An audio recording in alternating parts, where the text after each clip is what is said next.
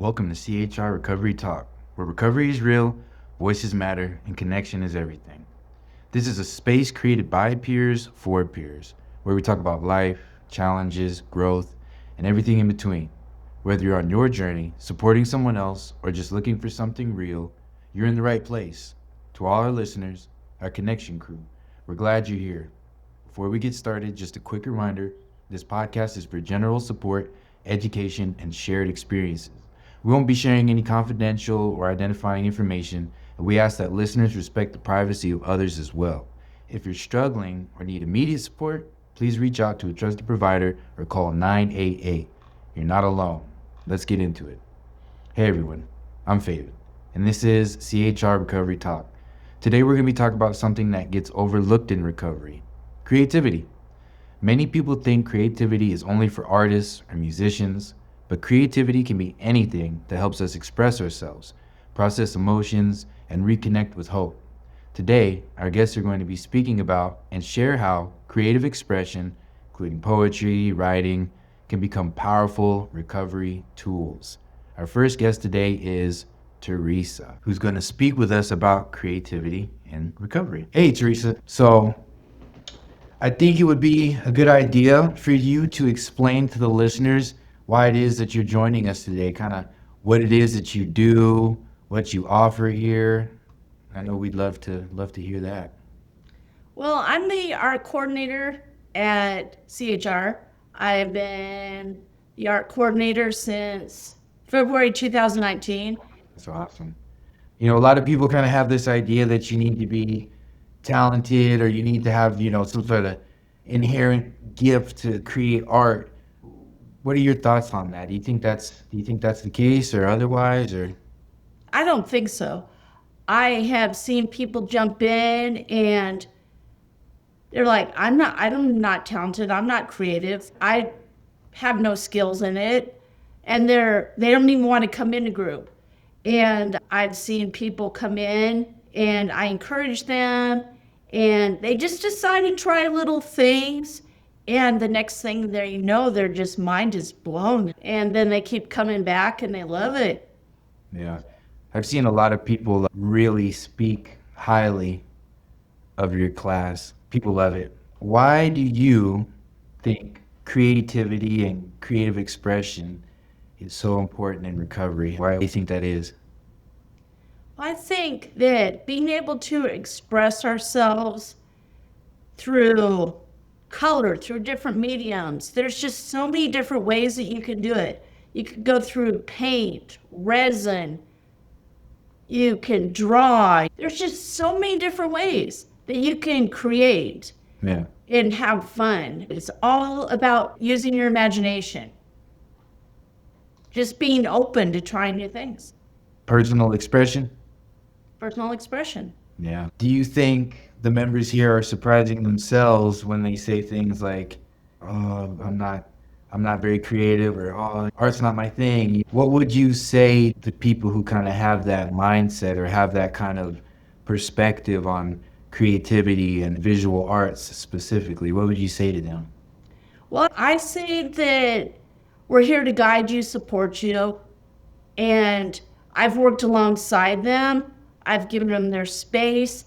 We're just so supportive of one another in Mm. there. If you ask for advice or feedback, we're there for you. We have art displayed all around CHR campus. Oh yeah, Most of it has been from my art groups. that's awesome. Well, Teresa, what's your personal perspective on creativity? Do you believe it's had an impact on you personally? Absolutely. When I first started here at CHR, I did not like art. Mm. When I was in middle school, the art teacher that I had hovered over me, was telling me what I did wrong, and I just shut down. I Mm. had no interest. When I first came here and I had to sub for the art groups, I didn't feel like I belonged, that I wasn't good enough. And the members in group, they were Mhm. so supportive of me. And then once I got involved and did some research, then I started to build my confidence. and self-esteem, and then trying new things and just realizing that I did have creativity and Yeah. imagination and making it my own. I realized I could make it my own and not be afraid to do that. Mm. Is when I could let go and realize that I could just do what I wanted and it would be okay. That's awesome. Teresa, I appreciate you taking the time to come in. What you shared is so important. And CHR, we just have this robust creative arts program, and you are such a huge part of that. It's just impressive, the things that's coming out from your guys' corner of the campus, right? So thank you again. Thank you so much for inviting me. Absolutely. Looking forward to seeing you again. All right. Thank you, Teresa. Teresa is awesome. She really is. So, this brings us to our recovery highlight segment, where we hear from our individuals with lived experience that want to share their story. Just as a reminder, we want to make sure we are protecting the privacy of our guests, so we're not disclosing any information about those that share with us. But all of our guests have consented to participate in today's Recovery Talk podcast. We would like to welcome Latiem to CHR Recovery Talk. Awesome. Thank you for joining us, Latiem. Hi. Glad to see you.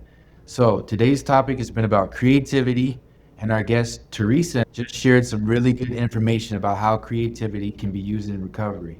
And I'm aware that you yourself are big into creativity and recovery. Is that correct? Yes, yes. It's uh my area of expertise, I guess, at writing down. It helps me cope. Yeah. So I use it regularly. I don't just do what some people would think when they're thinking of being creative is just art pieces, learning, knowing how to paint, and all those kind of things. But it's not that way. You can be creative in your everyday life based on what you wear, as a freedom of expression. Oh, I also write. I attend writing groups, so I'm able to think and have somebody write it down for me. Since right now I am visually impaired, I do a lot of different things, and being blind, I've been at this level of blindness for about a year now. So I've been doing a lot of things, and even though it was hard for me to accept that the skills I used to have, I'm yeah. not able to show that. Yeah, let me show you. Like, for instance, Really? this is just talk. Mm. I do experiments on different things, and I love the way that people are coming to me and saying, "Oh, that looks so cool," and it looks like this, it looks like that. So it keeps me going. It really does. It really keeps me going. Let me ask you something, because you're more than just your vision impairment, right? You're Uh-huh. far more than just that. So let's hear a little bit about Latiem the person. Okay. Well, I am a military brat. My father was in the Air Force, and I traveled overseas for a large portion of my life. I was able to be with my mom, my little brother, and my dad, and Mm. we had that tight knit between us because that's all we had at the time and the Mm. only thing we could hold on to. So I've been to the Philippines. Oh, My wow. brother was born. Yeah. I have been to Italy. I have been to Germany. I've seen a lot of things. Yeah. And I've traveled to many states in America. Because of my parents wanting to be overseas, it was hard for me because of not only my race, but also because of the fact that I had to learn how to fit in quickly. Yeah. Because I went to different schools and friends, I wouldn't have them around the friends that I made, and I had to make new friends, and so I had a love of loneliness. Yeah. I was depressed for most of my adolescence, Yeah. and I learned how to do poetry. Mm. And when I was in my adolescent years, I say I was like in the sixth grade, and I was living here in Arizona, and I started writing poetry as a way to express myself. And I end up being published in a book full of poetry that was Poets Association, I believe it was called, many years ago. So I really took a hold of that. Yeah. I used to write short stories, and I got published anonymously because I didn't want anybody to know. Yeah. But what's really cool is then later on, I went into my library in high school years later, and there I am at Peoria High, looking a poet book, and there's my poem right in Looking it. at yourself. Yeah. My poem's right in it. That's So that awesome. it made me feel good. I'm glad, even though I was a teenager, that I just went for it, and I've kept that courage throughout my life. That's so awesome. I feel like you have to keep pushing, and the pushing gets tough, but keep pushing. Keep Keep pushing. smiling. Keep finding things that are new to do. You know, like I did the chalk painting canvas thing, and just do something new.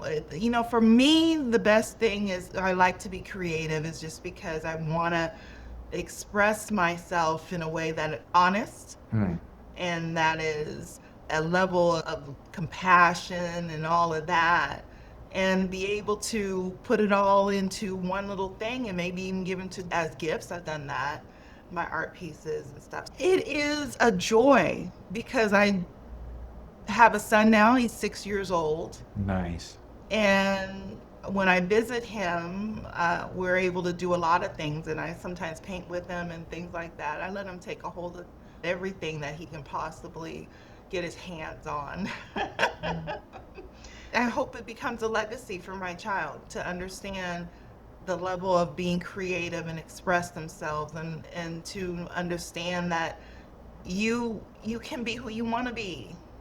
You can be who you want to be, and you can have dreams and goals, and just push towards those goals. Like my art pieces, I never thought that I could get back to doing art again, but with trial and error, I accomplished that, and I feel proud of myself, and I know that my family's proud of me because I keep trying every day to live That's life. right.